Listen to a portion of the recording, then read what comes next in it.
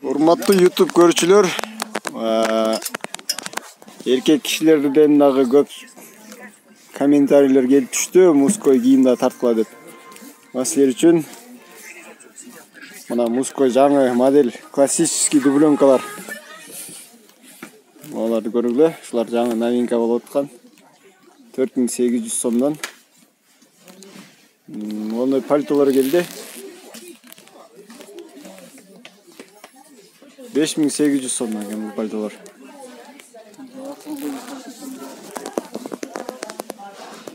Мынаке, түрү менен турат.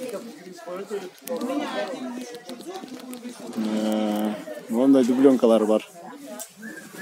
Ой, ладно, чарбай коеюн.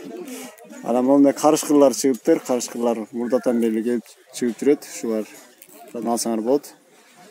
12000 сомдон. Капюшон менен пальтолор 6500 сомдон. Анан мындай рубашный пальтолор. Негизи эркек кишилерге азыраак эле выбор, чем аял кишилерге караганда. Пока ушул. Комментарий калтырыңыздар. Дагы сиздерге көрсөтүп турамын. Рахмат.